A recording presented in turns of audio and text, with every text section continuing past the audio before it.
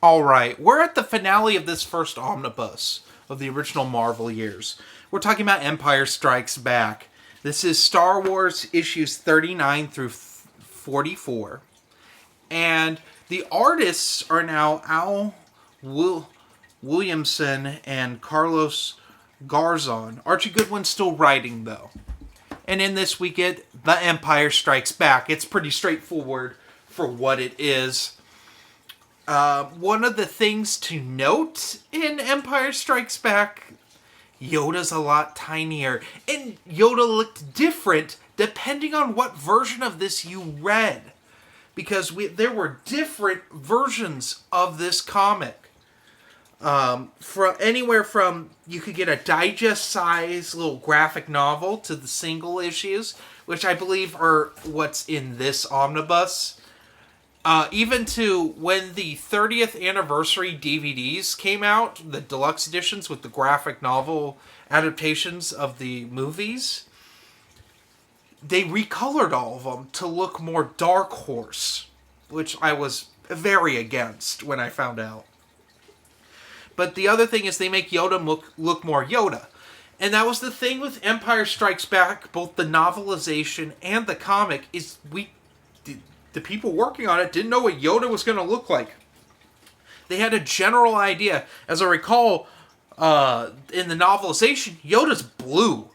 But in this, he's like a tiny little elf on Luke's shoulder. Also, we get more Dagobah training.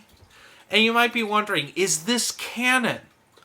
I would say that the Dagobah training is canon. Empire Strikes Back takes place about over a 3-month period of time from what I've figured. That's what makes sense for Luke to get all sorts of training in. And in the movie, Yoda never trains Luke with the lightsaber, but in the comic he does. It would make sense that there would be some lightsaber drills and stuff like we saw with Obi-Wan and Luke in A New Hope.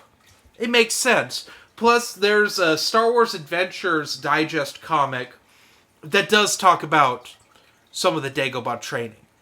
And it makes me believe that the stuff we see in here is canon. This is also, man, Star Wars 42 in particular is like one of the key issues if you're collecting the single issues. It's both the first appearance of Yoda and Boba Fett. And it's got Boba Fett on the cover, along with Bossk and Dengar. It's a real big first... There's a lot of first appearances in that. It's where all the bounty hunters, which they do pretty much all reappear in this series later on. That happens. 43, I believe, is the first appearance of Lando. So, yeah, it's a solid one to read. It feels like the art grew up. It feels very polished.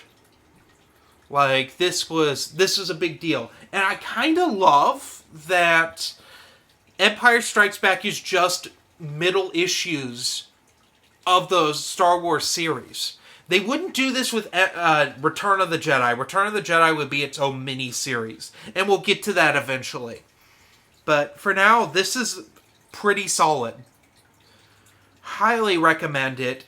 As I recall, this is my favorite of the original trilogy adaptation comics. This is the one I read the most as a kid. Though I did like Jedi when I did read it. There's just not a lot added. Whereas this one's just more interesting to look at, in my opinion. So, anyway, I give this a good 4.5 out of 5. Well worth your time to check out. Have a good one.